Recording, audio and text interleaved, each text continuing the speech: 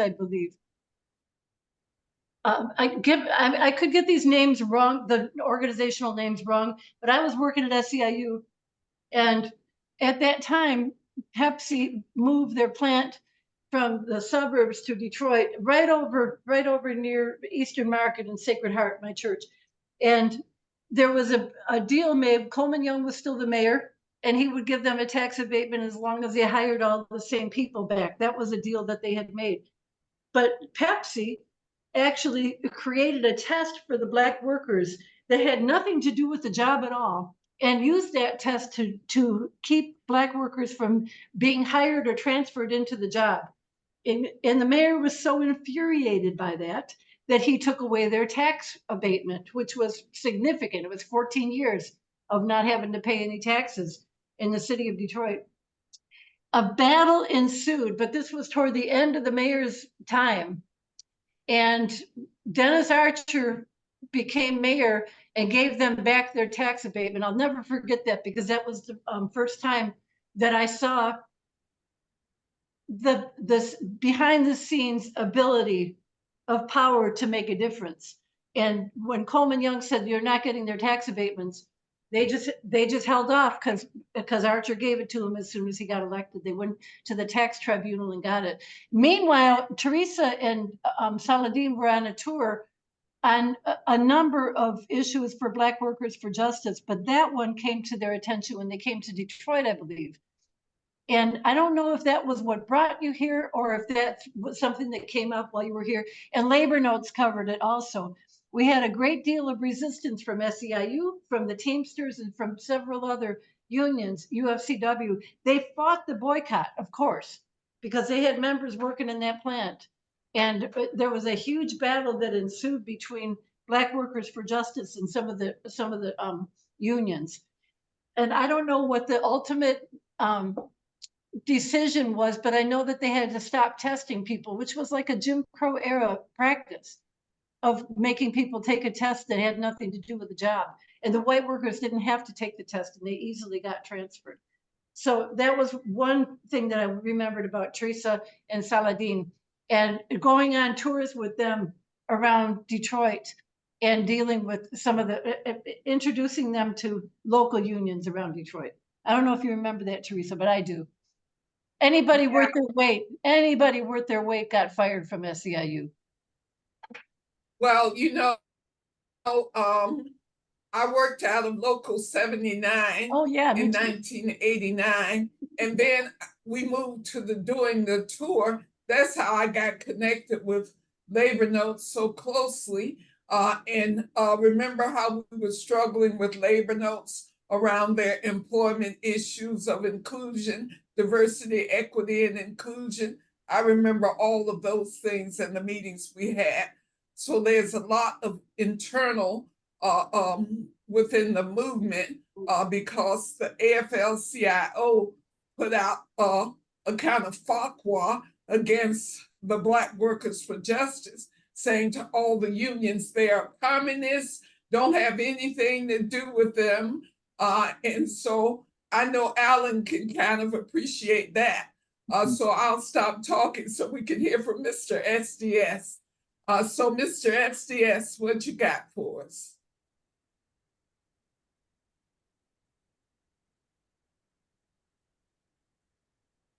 Okay, well, so I'm Alan Haber, I live in Ann Arbor, and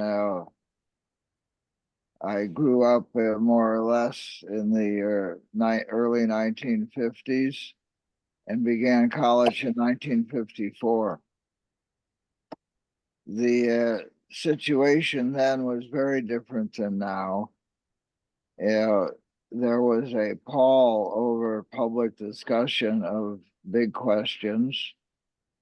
There were no political discussion groups of any sort on the campuses. After the war, when veterans came back, things were very active. And speaking of the University of Michigan, the university decided this is much too much activity, and they closed down the student legislature and created a student government of sort of representatives from the various residence halls and fraternities and sororities. In 1954, when I was first a freshman, I saw a group of people holding signs on my way to class, and I took a deviation from going straight up the south steps of Angel Hall to go over to what was going on at the north end, and discovered a protest against the faculty firing of 3 people who were fired for radical views. And I was introduced to the freedom movement, academic freedom and much wider freedom. And that was a turning point. And I think everyone has that time when they begin to see there's another way of seeing things. And when you step off the sidewalk or the viewing chamber and actually get into the street or into the flow. And so that happened to me early in my academic college career. And I became introduced to a lot of political ideas, and they encouraged me to, well, there's no political group here. Why don't you start something? So I began a little political issues. And that sustained itself through the 1950s. In 1959, there was really a change in spirit. And I think that's also a quality when the whole society begins to open. And the quietism of the 1950s began to shift. And instead of 5 or 6 or 7 people coming to the Political Issues Club opening meeting, 25 or 30 or 35 people came. And that group became the beginning of the Students for Democratic Society, which on a larger level was an effort to continue the social democratic sense of a justice movement where all the questions were connected. And that old organization from 1905, called then the League for Industrial Democracy and Student League for Industrial Democracy, changed its name to Students for a Democratic Society. And I was focused on as organizer of that. And we began our first conference in the fall of 1959 to plan in the spring of 1960 a conference on discrimination and racism and human rights in the North. That was very fortuitous because the sit-ins began the 1st of February in 1960. And so the campuses and that enthusiasm that came in 1959 just was all over the country. And students responded to the dramatic action that said, I could do this too. And that was another big change, that it was possible for just common humanity, like these kids who sat at a lunch counter and said, I will not be moved. That was very beautiful, and it could be anyone. And it led to the sense that developed among students very widely that we were all part of a same all over the place action that was all over the world as well. And that was another development that led, particularly with SDS, Students for a Democratic Society, to a multi-issue, all the questions, all the struggles are connected. And it was in part that SDS, besides being activist, was very intellectual. And we, for instance, at the University of Michigan, the Center for the Study of Conflict Resolution began at that time. The Mental Health Research Institute began at that time. And particularly the Society for the Study of General Systems Theory began at that time. And we began then the science of the Peace Science Society as well. So there was cross-disciplinary activity going on, and that gave a sense that we are really in a system. And that's the main thing I would like to convey in the time I still have, whatever it is, 59 seconds. that we are in a system of war and domination. And while Palestine is a focal point now that has changed the hearts and opened the minds of people all over the world, it is a focal point of that system of war and domination. And that we need to see our action in the particular within the larger view.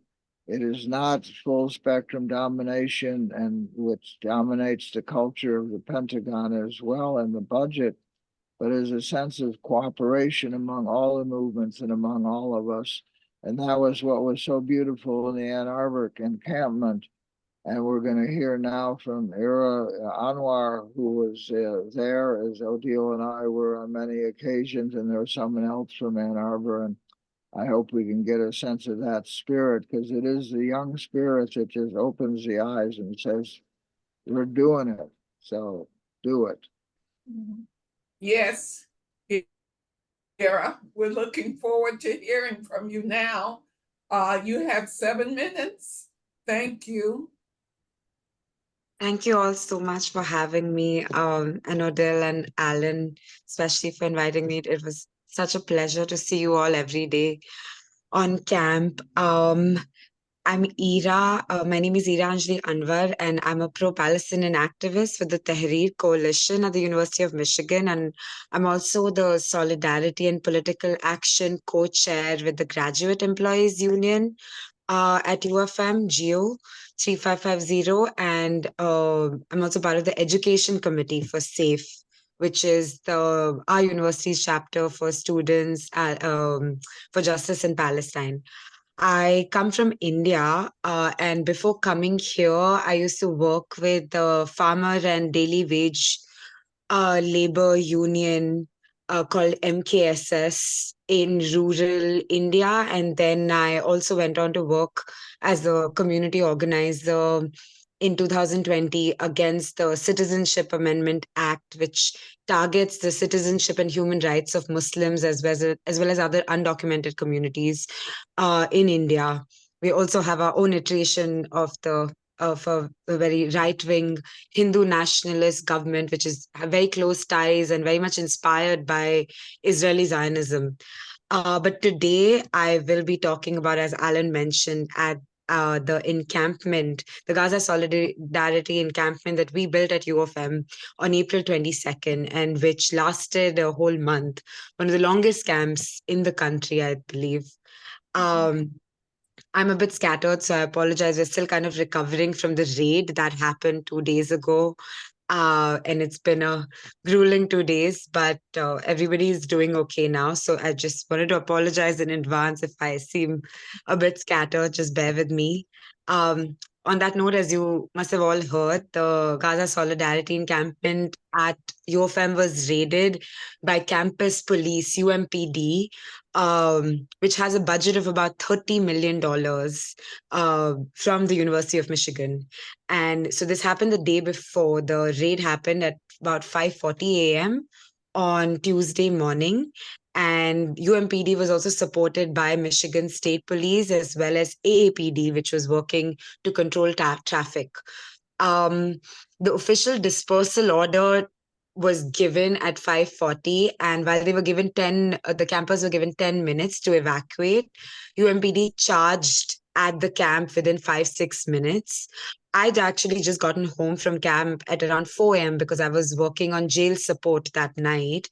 And by 5:45, 6, I started receiving messages and videos of dozens of cops in riot gear destroying the camp, beating up and pepper spraying a lot of my friends. At least 3 of the activists were hospitalized due to the intensive pepper spray. One of them lost consciousness because they had an asthma attack. They were on the floor and the officers kept going at it.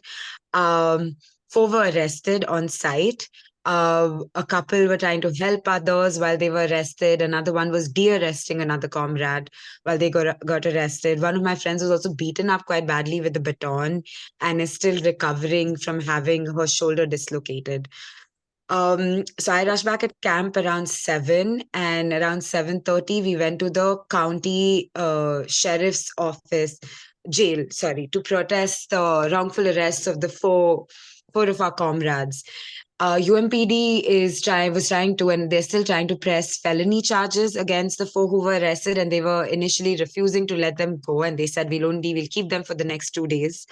But we didn't leave. So we stayed at the county jail, the sheriff's jail, sorry, for about 5-6 hours. There were about 100 of us. And we brought the camp there. So we started doing like teach-ins while also rallying and chanting. And we said, we're not going to leave till everybody's released. And by 2 o'clock, they were actually forced to release all of them. The charges haven't come yet. But UMPD is pushing for felony charges on obstruction and resisting arrest, I believe. This is, of course, not the first time we've encountered our campus police or even the state cops or the institutionalized attempt at criminalizing pro-Palestinian activism.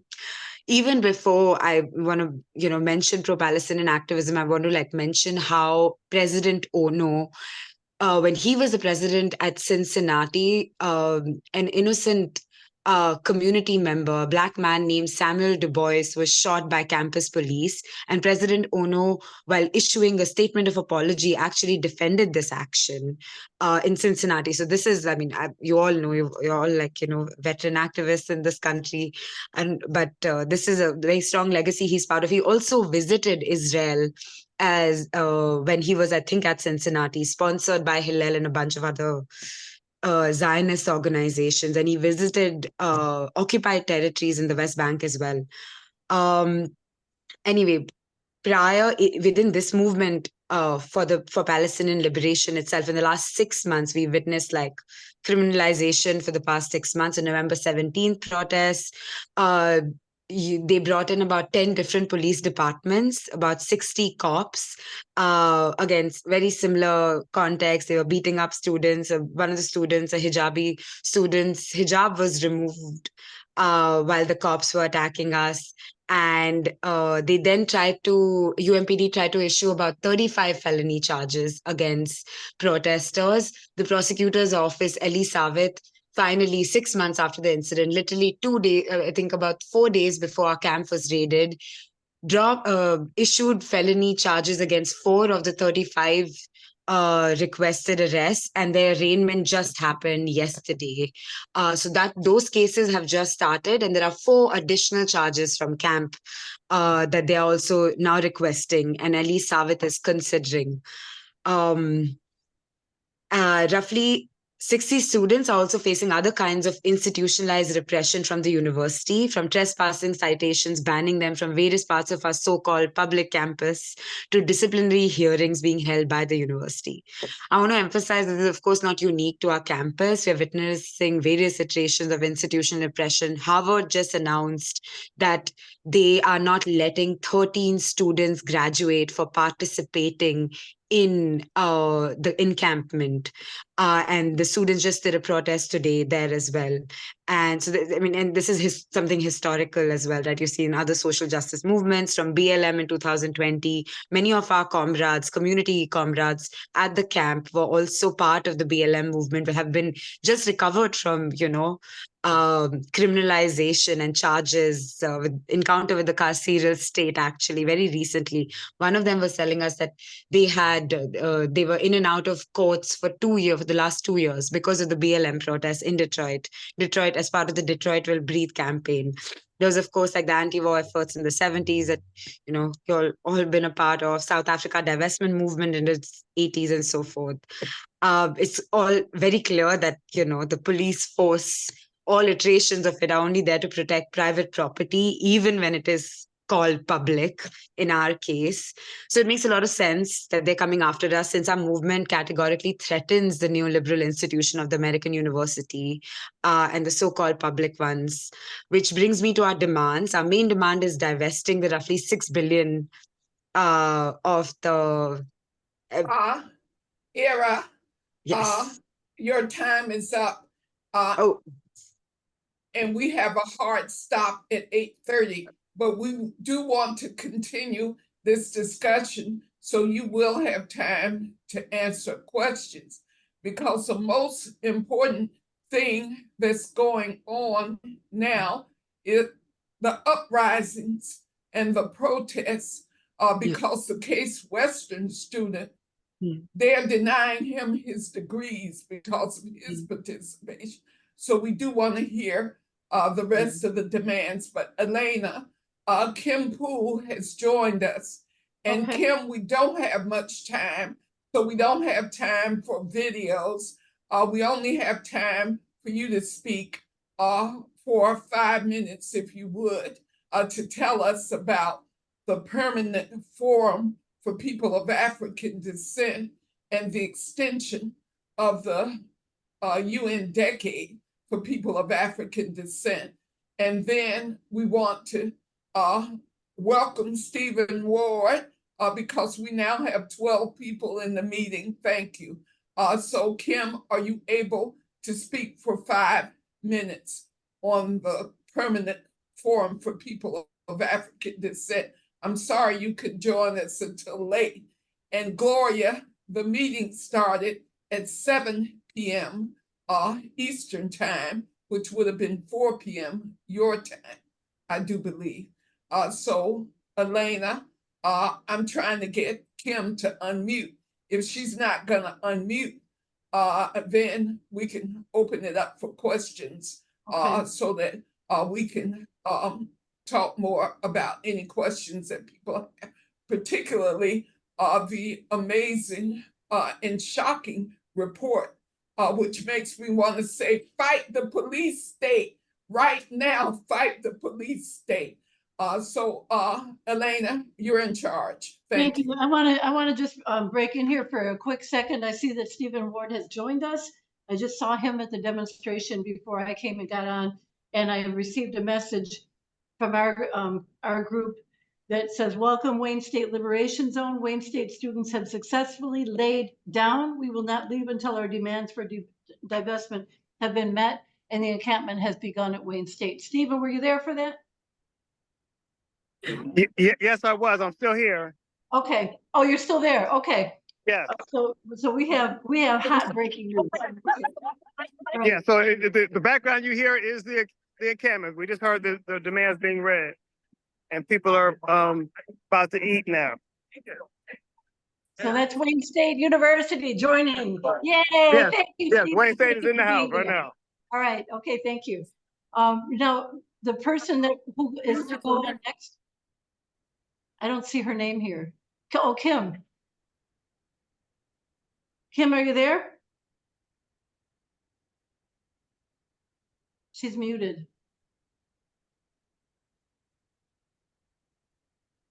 Let's move on to Q&A, Elena.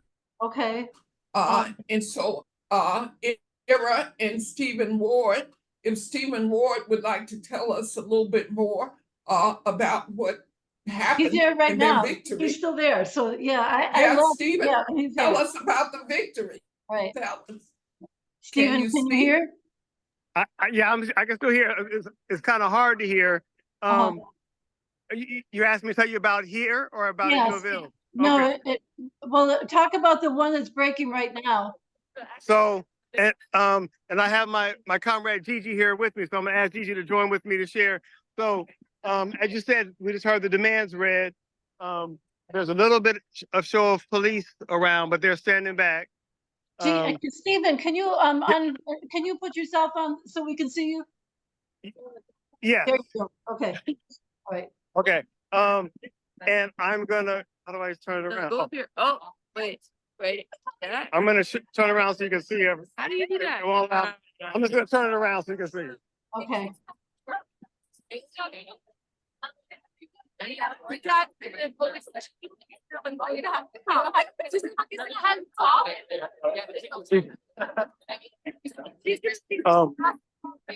So I'll show you a little more. Okay. All right.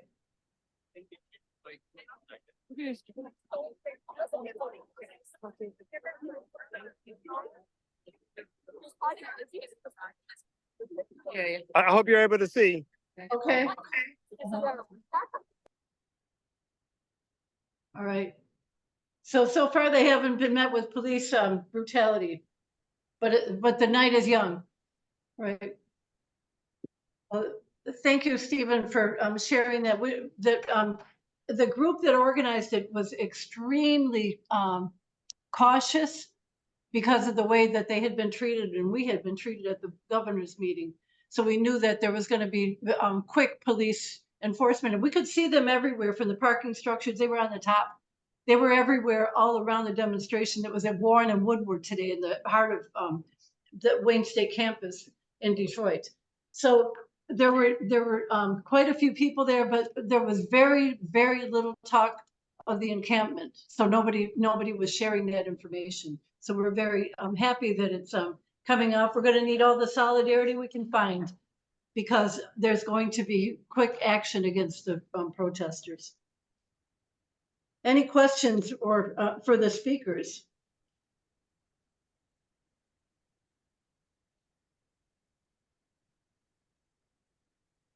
Yes, I'd like to hear Ira. She was at the point where she was talking about demands because this student protest is spread all the way to Europe. It is a very big deal in this moment. So Ira, could you please finish where you were about the demands and the status of things? Because the University of Michigan at Ann Arbor is a very big deal. People who know that university know that it's a big deal. So could you please tell us where matters stand in terms of the demands and what the next steps are for the movement at UMich? Thank you. Of course, thank you, Teresa. So as you must know, it's a national movement. We're part of the national movement for divestment. U of M has a really massive endowment. It's 18 billion. And a bunch of us are part of the Tehreer Research Committee. And we spent about 6 months because they kept rejecting our FOIA requests to see how much money was invested. So we did our own research and we uncovered about roughly 6 billion that is invested primarily through private equity funds in companies that are complicit in and profiting from the genocide. As well as like up until last year, they had about 35 million invested in just the shekel, the Israeli currency. From these companies, we also found that a lot of like, to just illustrate the kind of like things that they do, there are companies like Atenti that make like surveillance technology that is being used in Gaza, as well as technology that is used in prisons in Michigan, like ankle monitors and things like that. There are companies like Palantir that just came into, that make like drones to target, or like AI that targets people. So a lot of the, journalists that are being targeted in Gaza and their families are being killed, technology for things like that. And they just recently came into partnership with the Israeli army in January, and actually said, the CEO actually said, and I'm quoting him when I say, he said, we want to help Israel build a nation in a desert. He called Palestine a desert. So our main demand is divestment, but we also spent a lot of times the last 6 months, particularly at the camp, thinking about like, around divestment, how do we ensure that our endowment, because it is so huge, is actually accountable and follows like, ethical standards of like investing. It clearly is a really big player. So we came up with some other demands as well. One of them is establishing a people's audit to ensure transparency and accountability of U of M's financial practices. As well as, yes, you're absolutely right, Elena, that Detroit police very much uses a lot of these really problematic surveillance technologies. One of my friends is actually working on that. So the second demand is establishing a people's audit so that we have transparency and accountability of the endowment, and we have a say in how the endowment is run, particularly because it is a public university that must be held accountable, not just to, students and faculty and staff, but to community members, to the state at large. And the other demand is boycotting Israeli institutions, particularly institutions of higher education, because they're very much complicit in the Zionist regime. And finally, we're also demanding abolishing campus police and redirecting the 30 million that U of M puts in campus police for an unarmed care response unit, which is a demand that I believe is already being pushed at the Ann Arbor City Council level. So those are our main demands. Of course, the regions they went from ignoring us to lying about the endowment and the complicity in the genocide, claiming that there was less than 0.1% invested, while also rejecting all our FOIA requests, to now categorically attacking us. So I don't know if you're all active on Twitter, but Sarah Hubbard, for instance, has spent the last week mocking us. She went to the DIAG yesterday, took selfies, and said it has finally been restored and normalized, and how we have reclaimed it back from the protesters. So we've not all attempts at negotiations, because we also wanted open bargaining. We don't want closed door negotiations. We want everybody who's been part of the movement to be part of these discussions. We want the discussions to be transparent. They've just thrown like middle level admin at us. So we have Martino Harmon, who's, I believe, the VP of Student Life. He comes and talks to us once in a while, but every time we've asked for divestment, he said, I'm not a decision maker. President Ono says he's not a decision maker. So we believe that it's pretty much the regions. They've refused to meet with us. This seems to be, I guess, like, with rich universities, this is quite standard practice from what we've heard. So we are planning to escalate more and put more pressure on them and just sustain it. I also think the fact that they're finally reacting to us in some way is a very good indication that things are happening, that they can no longer keep ignoring us. We also did part of the escalations that we did last week was house visits, where we went to different regions' homes and dropped a letter with our demands. And they really lost their mind after that. But right now it's gotten quite hostile. So that's where we're at right now. And we're meeting in about half an hour actually to discuss next steps. So you dropped the letters off at the region's homes? Brilliant, brilliant. Say that you have really good surveillance. Okay, my hand is raised. Who's that? Maureen? Okay, Yeah. I'm sorry, I didn't see that. No, that's all right. We were focused on that report we just got. Okay. I heard Teresa say that we have a hard stop in 15 minutes. So let me just take 2 or 3 minutes to share what I'm thinking. We're doing a lot of things. I put something in the chat. All students across the nation that are involved with encampments and protests, especially those that believe themselves soon to be arrested, should be in contact with the ACLU. We have a very strong ACLU here in the Detroit area. The president is here, the past president is here, and we need to be preparing for something. I'll say this to you. I think what I'm looking at with this particular fight in the Middle East, the enemy is telling us who's on what side. Somebody is saying this is a fight between Muslims and Jews. I didn't see that. Muslims have a certain religious bent. Jews have a certain religious bent. I've read the Quran, I've read the Torah, and all of them say you're supposed to start with love. So there's something else going on here. And what I would raise to my colleagues is that this is an economic issue that is being forced on us. Of course, there are problems in 1948 grabbing somebody else's house and say, I'm going to live here now. Of course, there's a problem with that. Of course, there's a problem with showing those 6 or 7 Israeli soldiers, women, yesterday on TV with blood all over them and only in their underwear, with panties on, and the rest of their clothes gone, covered up only in the top. Of course, there are problems with that. But we're being dragged into something here that we need to take a step back and say, this is where we draw the line. This looks like civil war to me.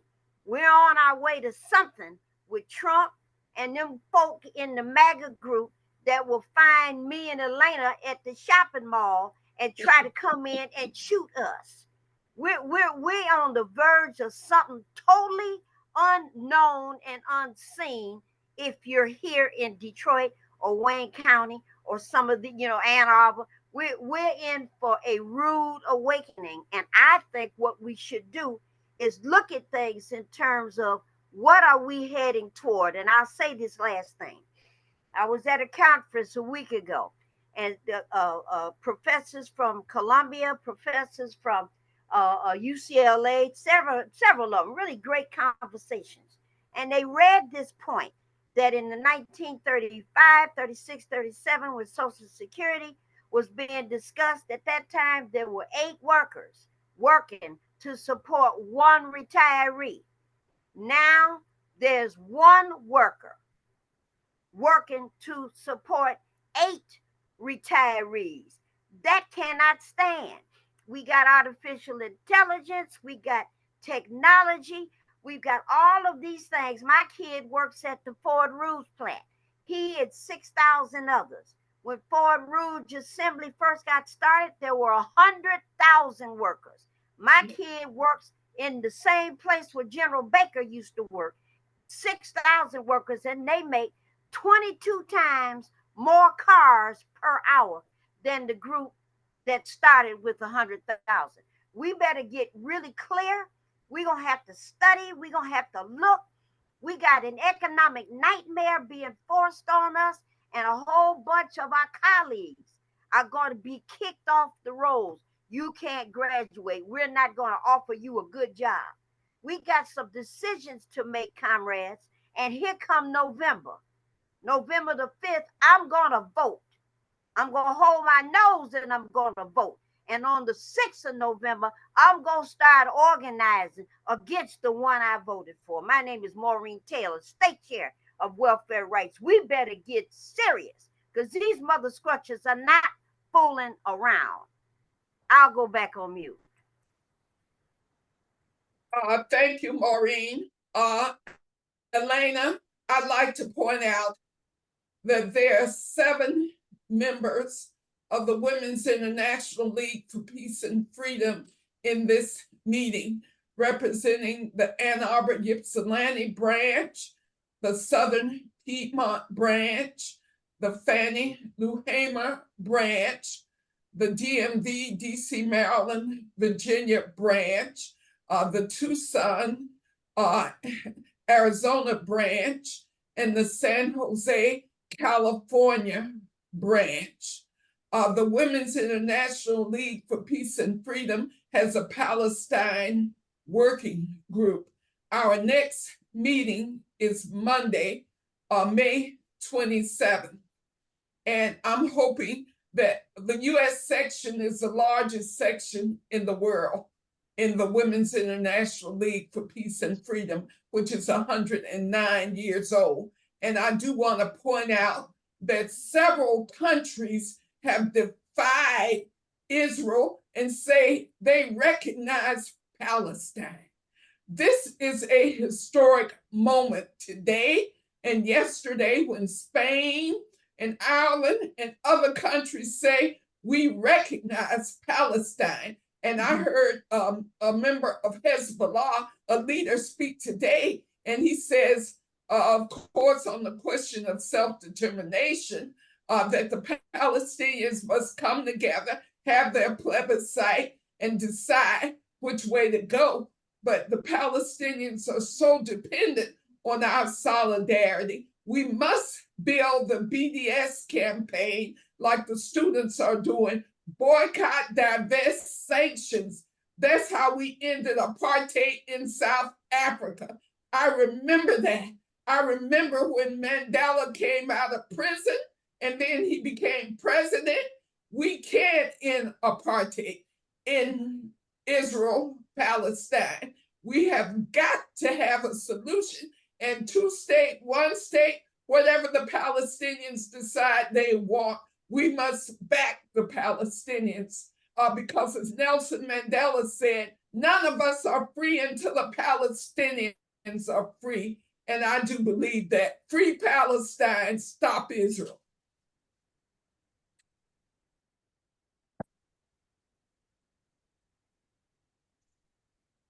Do we have people who have not spoken that would like to speak? I think Kim is back and they said they can speak. Who's that? Amir. Amir didn't speak. And I didn't speak. Would you like to speak, Odile? Well, I just would like to say we just got beat here by the police, but it's really important that we regroup and we have meetings that invite people from the community. We cannot just be students, we really need to be community people and students together to move this action forward so we can get ready more for September, because that's where you know, the line is going to be drawn more importantly. But we have, in the meantime, continued to ask for ceasefire because people are being killed continuously and we have to stop it. But it's important to grow our number and move into the community and the high school to do that. Thank you. Okay, thank you. Kim, would you like? I'm sorry, go ahead. I'd like to just add in this the ugliness of what is going on, both in Gaza and in the university crackdowns, even in Ann Arbor, is what touches the heart. And in the tradition as it is, unless there is a turning of heart, will come the great destruction. Right. And we are in a hardening of heart time. And we really need to look at the anguish that is being caused to touch the heart. And when the university came in, I asked, so what happened to the tents and to the library and to the beautiful thing that was created there, the most beautiful the Diag has ever been for those who've been in the center of Ann Arbor. And they just came in and chainsaw, they smashed the tables, they threw the library into the trash, they broke up the tents, they smashed it. They came in with violence and destruction. That is shameful. The strength that we have in some way is the shamefulness of what the university, a public, honorable institution, had done when it cannot deal with conflict in an honest, peaceful, human way. I think that ultimately what has happened both in Gaza and in the crackdowns on the university will indeed break the soul of these university dictators and see they know this is not right. When as Juan Cole in Ann Arbor writes in his informed comment, the situation in Gaza is there is shit and piss in the street. It smells. It is not just the vision of ugliness, it is the smell. That is what this domination psychology of Israel has producing, and what the university is complicit in, and it really stinks. And that's, I think, a strength that will touch people because people do smell and they do see. And anyhow, I really appreciate the beautiful work that the young people did in Ann Arbor and are doing all over the place. And it, as it always has, it opens the conscience and perhaps will change the world as we need sooner and sooner. It's really, I just want to comment that I have been observing all of these university professors who are being called up. And in a year from now, they're all going to be interims because the Zionists are not satisfied with, no matter how innocuous they try to make their answers, they're not satisfied and everyone is being fired. So if they negotiate with the students in the encampment, they get fired. So they're not in a position where they can actually conduct a university. So they're all going to be run out. This is the blunt side of fascism that we're looking at. But the universities are the places where it's really going to play out. wanted to make sure that everyone who wanted to speak is able to. Is there anyone who wanted to speak that hasn't been able to?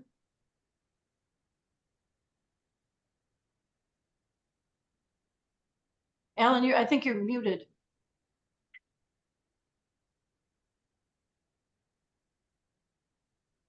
Where did Kim go? Kim, did you want to speak?